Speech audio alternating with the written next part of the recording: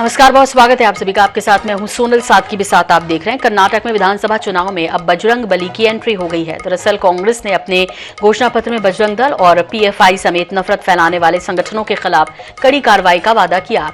ऐसे में भाजपा इस पूरे मसले को हनुमान जी से जोड़कर कांग्रेस पर हमलावर है।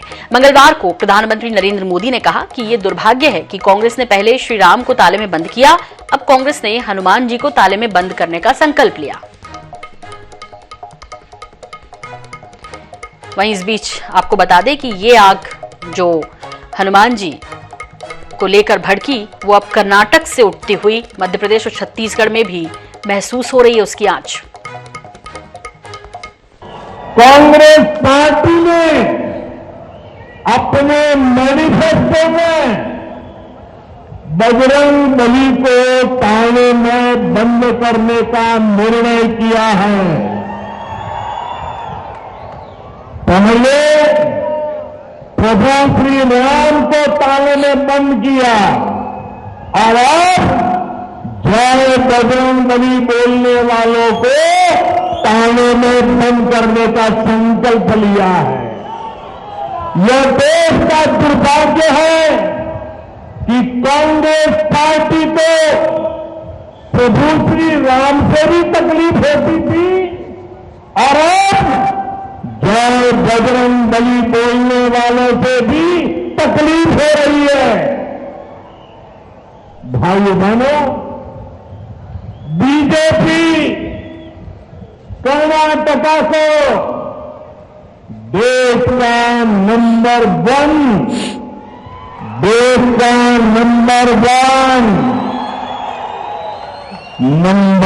राज्य बनाने के लिए संकल्पबद्ध है। ये पत्र है जो माननीय कमलनाथ जी को मैंने लिखा है। इसका मजनून कुछ इस तरह से है कि मैंने कई उनके ट्वीट देखे, वो बहुत बड़े हनुमान भक्त अपने आप को बताते हैं। कई ट्वीटों पर उनके पे हनुमान जी के चालीसा का उल्लेख रहता है। कई ट्वीटों पर वो लिखते हैं, राम लक्ष्मण जानकी जय बोलो हनुमान की। अब स्पष्ट करें आदरणीय कमलनाथ जी, जो कर्नाटक में कांग्रेस ने अपना घोषणा पत्र जारी किया है, दृष्टि पत्र जारी किया है, मैनिफेस्टो जारी किया है, उसमें बजरंग दल की तुलना पीएफआई से की है। कभी इनके मंत्री बोको हराम से कर देते हैं। अब कमलनाथ जी बताइए कि आप इनके साथ हैं या नहीं हैं? कांग्रेस की मति मारी गई है। बजरंग दल पर प्रतिबंध लगाने की बात करते हैं। वो बजरंग दल जो प्रखर राष्ट्रवादी संगठन है, वो बजरंग दल जो आतंकवाद का विरोध करता है, लव जिहाद का विरोध करता है, सामाजिक सेवा सहित देशभक्ति के भाव अपने धर्म और संस्कृति के प्रति स्वाभिमान का और जागरण का भाव पैदा करता है, उसकी तुलना पीएफआई से, आतंकवादी संगठन से। कमलनाथ जी बड़े हनुमान जी के भक्त बनते हैं। प्रतिबंध बजरंग दल पर लगाने की बात कांग्रेस कर रही है, कमलनाथ भी जवाब दें। इधर कर्नाटक में कांग्रेस ने बजरंग दल समेत कई संगठनों पर प्रतिबंध लगाने का वादा अपने घोषणा पत्र में किया। बजरंग दल पर बैन के वादे से मचे बवाल की गूंज छत्तीसगढ़ में भी अब सुनाई देने लगी है। यहां एक तरफ सीएम भूपेश बघेल ने बजरंग दल को लेकर कड़ी टिप्पणी कर दी, तो वहीं दूसरी ओर विपक्ष ने सरकार को हिंदू विरोधी ठहरा दिया।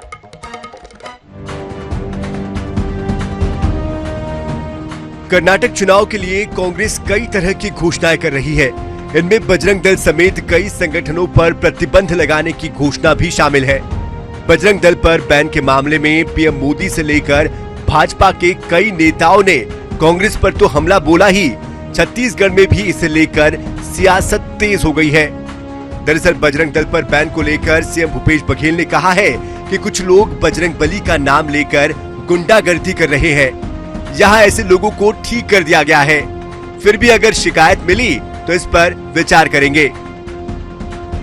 भाई बैन लगाने के बाद बोले बजरंग दल को बोला है, बजरंग बली को नहीं। बजरंग बली हनुमान हमारे आराध्य हैं और उसके नाम से आप गुंडागर्दी कर रहे हो, बजरंग नाम जोड़ के, ये तो उचित नहीं है। बजरंग दल को बैन लगाने के बाद क्यों गुंडागर्दी कर रहे हो?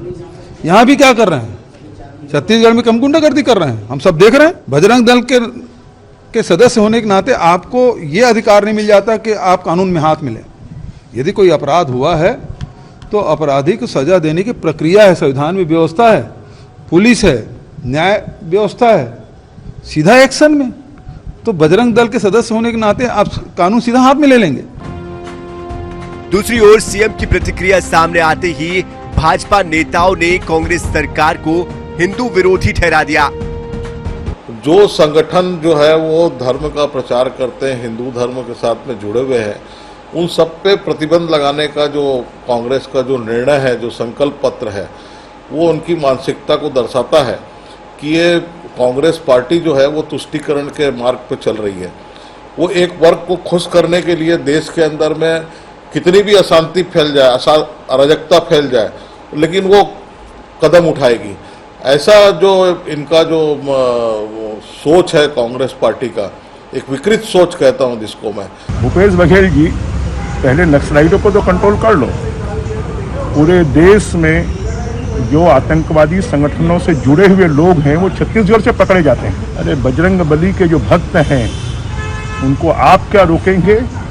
बड़े बड़े जो दानव रूपी लोग हैं वो भी नहीं रोक पाए हैं, तो आपकी कोई हिम्मत नहीं है कि आप उनको रोक पाए। कर्नाटक चुनाव को लेकर पहले भी छत्तीसगढ़ में सियासी पारा चढ़ता उतरता रहा है, लेकिन इस बार बजरंग दल पर बैन के मुद्दे ने प्रदेश में एक बार फिर धार्मिक आस्था से जुड़े विषय पर राजनीति की तारों को छेड़ दिया है। इस मुद्दे ने भाजपा को कांग्रेस पर हमले का मौका तो दिया, साथ ही बजरंग दल समेत अन्य संगठनों के कामकाज को लेकर नए सिरे से बहस भी छेड़ दी है। गौरव शर्मा, INS 24/7, रायपुर। और इस बीच रायपुर से एक बड़ी खबर, जहां नंद कुमार साय ने विधानसभा चुनाव लड़ने की जताई इच्छा। INS 24/7 से बातचीत में बोले नंद कुमार साय, जशपुर हमारा क्षेत्र है, वहां से लड़ सकते हैं, पार्टी जहां से भी टिकट देगी वहां से चुनाव लड़ूंगा। चुनाव कहां से लड़ना है ये तो पार्टी को तय करना है। आपको बता दें 2 दिन पहले ही भाजपा छोड़ कांग्रेस में शामिल हुए हैं साय, और उन्होंने INS 24/7 से एक्सक्लूसिव बातचीत में कहा ये तो पार्टी को तय करना है।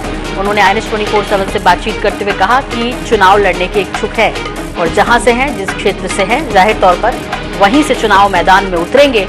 हालांकि पार्टी जो तय करेगी वैसा हम करेंगे। आपको बता दें कि जशपुर क्षेत्र से आते हैं और नंद कुमार साय ने कहा, जिन्होंने भी 2 दिन पहले ही भाजपा छोड़ कांग्रेस का हाथ थामा है, ऐसे में उन्होंने कहा कि पार्टी को तय करना है, बाकी हम अपने क्षेत्र से चुनाव लड़ने को तैयार हैं यदि पार्टी मैदान में उतारती है।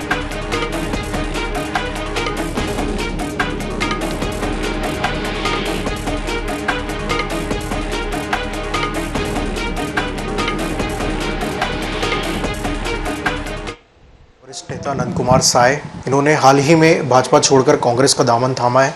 हम उनसे ही बातचीत करेंगे।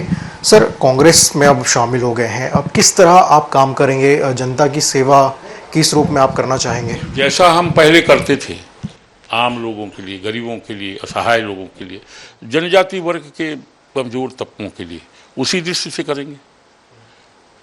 केवल फर्क ये रहेगा कि ये मंच अब कांग्रेस का हो जाएगा। कांग्रेस को समृद्ध करने की दृष्टि से, गरीबों की सहायता करने की दृष्टि से, उनकी सेवा करने की दृष्टि से करेंगे, लेकिन मंच और आधार हमारा कांग्रेस का होगा। सर, चुनाव अब चूंकि नज़दीक है, ज़्यादा वक्त नहीं बचा है, ऐसे में आप भी चुनाव लड़ना चाहेंगे क्या? पार्टी तय करेगी अंततोगत्वा तो, लेकिन हमारी रुचि होगी, हम चुनाव लड़ेंगे। कहाँ से आपने सोचा है? हम रहने वाले तो जशपुर जिले के हैं, लेकिन उसमें भी तय पार्टी को ही करना है। कहाँ से हम लड़ें। वैसे ऐसा भी नहीं है कि हम जसपुर के हैं तो वहीं से लड़ें, हम कहीं से भी लड़ सकते हैं ये छत्तीसगढ़ में तो, लेकिन पार्टी तय करेगी अंततोगत्वा कि कहाँ लड़ना है, कैसे लड़ना है। हमारे साथ वरिष्ठ कांग्रेस नेता नंद कुमार साय, जिनका साफ तौर पर कहना है कि पार्टी जो भी उनके लिए तय करेगी वो उनको मान्य होगा। हालांकि विधानसभा चुनाव के संदर्भ में भी उन्होंने कहा कि पार्टी इस पर जो भी फैसला लेगी वो उस हिसाब से वो काम करेंगे। साथ ही कांग्रेस के लिए जो आदिवासी सीटें हैं वहां पर भी जोर शोर से प्रचार करके कांग्रेस की सरकार बनाने के लिए पूरा काम करेंगे। कैमरामैन रिजवान के साथ स्वप्निल गोरखेड़े, NH न्यूज़ रायपुर। 5 मई को रिलीज होने वाली फिल्म द केरल स्टोरी विवादों में है। मूवी में किए गए दावों को साबित करने पर 1 करोड़ का इनाम दिए जाने का पोस्टर जमकर वायरल हो रहा है। इधर कांग्रेस सांसद शशि थरूर ने भी ट्वीट कर फिल्म की आलोचना की। अब इस मसले पर थरूर को दिग्विजय सिंह का भी साथ मिल गया। एक रिपोर्ट देखिए, विस्तार से इस मसले को समझते हैं। आपको बता दें कि शशि थरूर ने फिल्म द केरल स्टोरी को लेकर चैलेंज दिया है। द केरल स्टोरी में जो दिखाया गया उसे साबित करने वाले पर 1 करोड़ देने का पोस्टर थरूर ने ट्वीट किया है। शशि थरूर ने एक ट्वीट में लिखा है कि केरल स्टोरी आपकी हो सकती है, हमारी नहीं। वहीं मुस्लिम यूथ लीग संगठन ने फिल्म में किए जा रहे दावों के पक्ष में सबूत पेश करने पर 1 करोड़ के इनाम देने का ऐलान किया है। फिल्म में 32,000 हिंदू लड़कियों के धर्म परिवर्तन को दिखाया गया है। धर्म परिवर्तन कर सीरिया ले जाने को फिल्म में दर्शाया गया है। फिल्म केरल में 32,000 महिलाओं के लापता होने के पीछे की घटनाओं पर आधारित है। इसमें दावा किया गया है कि लापता महिलाओं का धर्मांतरण किया गया है, उन्हें कट्टरपंथी बनाकर उन्हें भारत और दुनिया में आतंकी गतिविधियों में लगाया गया है। शशि थरूर के ट्वीट की गर्माहट अब MP में भी महसूस होने लगी है। थरूर की पोस्ट को मध्य प्रदेश के पूर्व मुख्यमंत्री दिग्विजय सिंह ने बिना कुछ लिखे रीट्वीट किया है, जिसमें पढ़ने वालों की अलग अलग प्रतिक्रियाएं हैं। मध्य प्रदेश बीजेपी दिग्विजय सिंह के इस रीट्वीट को थरूर का समर्थन मान रही है। MP बीजेपी ने थरूर के ट्वीट की आलोचना की है और कहा है कि ये केरल का विषय है। दिग्विजय सिंह को भी हर विषय में कूदने की आदत पड़ गई है। भोपाल से NH 24/7 के लिए प्रिंस गुप्ता की रिपोर्ट। मध्य प्रदेश में विधानसभा चुनाव से पहले नेताओं के दल बदलने का सिलसिला शुरू हो गया। पूर्व मुख्यमंत्री कैलाश जोशी के बेटे दीपक जोशी जल्दी भारतीय जनता पार्टी छोड़कर कांग्रेस का हाथ थाम सकते हैं। पूर्व मंत्री दीपक जोशी के कांग्रेस का दामन थामने की बात सामने आते ही प्रदेश की राजनीति में खलबली मच गई। देवास में पत्रकारों से चर्चा के दौरान पूर्व मंत्री दीपक जोशी ने कहा कि वो 6 मई को भोपाल जाकर अपनी स्थिति से संगठन के दोनों पक्षों को अवगत कराने का प्रयास करेंगे। दीपक जोशी ने कहा कि भोपाल में वरिष्ठ नेताओं से मुलाकात कर अपना निर्णय बताऊंगा। सूत्रों के मुताबिक पिछले कुछ दिनों से पूर्व मंत्री जोशी कांग्रेस के वरिष्ठ नेताओं के लगातार संपर्क में हैं। राजनीतिक गलियारों में जल्द उनके कांग्रेस में शामिल होने के कयास लगाए जा रहे हैं, लेकिन भाजपा के प्रदेश स्तर के बड़े नेता भी उनके संपर्क में हैं। इस मामले में भाजपा के प्रदेश अध्यक्ष VD शर्मा ने कहा कि दीपक जोशी हमारे भाजपा परिवार के वरिष्ठ सदस्य हैं। उनके पिता कैलाश जोशी ने भारतीय जनता पार्टी को मध्य प्रदेश को खड़ा किया है। मध्य प्रदेश में वो हमारे लिए आइडियल हैं। कभी कभी छोटी मोटी बातें होती हैं। दीपक जोशी हमारे भाजपा परिवार के एक अभिन्न अंग है। में सुबह से चर्चा चल रही है मेरे को लेकर, मेरे राजनीतिक कैरियर को लेकर और संगठन को लेकर। मैं 6 तारीख को भोपाल जाकर अपनी स्थिति से संगठन के दोनों पक्षों को अवगत कराने का प्रयास करते हुए अपना जो निर्णय है उस निर्णय को आगे बढ़ाने का प्रयास करेंगे। वो हमारे लिए एक आइडियल है। दीपक जोशी भी कैबिनेट के मंत्री रहे, हर जिम्मेदारी पर रहे, इसलिए कभी कभी छोटी मोटी बातें हो जाती हैं। हम लोग मनुष्य हैं, कोई 100% एक्यूरेट नहीं होते। तो दीपक जोशी हमारे परिवार के अभिन्न अंग हैं, एक अच्छे हमारे नेता हैं, इसलिए मुझे ऐसा लगता है कि ऐसी कोई बात नहीं होगी, न है, लेकिन छोटी छोटी बातें चलती रहती हैं। दीपक जोशी जी और भारतीय जनता पार्टी तो ये मिलजुल करके कभी ऐसी बातें उनके मन के अंदर नहीं आएंगी, आई भी होंगी तो हमारा संवाद है, हमारी आपसी कोई पद्धति है, उस पर हम चीज़ों को समाहित करते हैं। वीडियो कॉन्फ्रेंसिंग के माध्यम से मुख्यमंत्री कन्यादान योजना के तहत सामूहिक विवाह सम्मेलन में CM शिवराज सिंह चौहान शामिल हुए। देवास में 501 कन्याओं का विवाह हुआ। वहीं नर्मदापुरम में 360 कन्या, नरसिंहपुर में 190 कन्या, बैतूल में 401 कन्या, धार में 144 कन्या और सागर में 409 कन्याओं का विवाह हुआ। CM शिवराज सिंह ने कहा कि मुख्यमंत्री कन्यादान योजना में अब हम सिर्फ समान नहीं देते हैं, हम 49,000 की राशि का चेक देते हैं। उन्होंने कहा कि पता नहीं किस बेटी को किस चीज की जरूरत हो, इसलिए हमने तय किया कि बेटी तय करे कि उसको क्या खरीदना है और वो अपनी मर्जी से सामान खरीद सके। बीच में 1.25 साल दूसरी सरकार आई थी, उसने बेटियों से भी छल किया। बेटियों की शादी हो गई लेकिन उनको पैसा तक नहीं दिया। बेटियों की आंखों में आंसू न आए, उनके चेहरे पर मुस्कान बनी रहे, इसी संकल्प से हमारी सरकार काम कर रही है, उन्होंने कहा। 2006 में हमने ये योजना प्रारंभ की थी। कल मैंने लाडली लक्ष्मी सम्मेलन में भी कहा था कि लाडली लक्ष्मी योजना 16 साल की हो गई और 16 साल से मुख्यमंत्री कन्यादान योजना चल रही है और लाखों बेटियों का विवाह संपन्न हो चुका।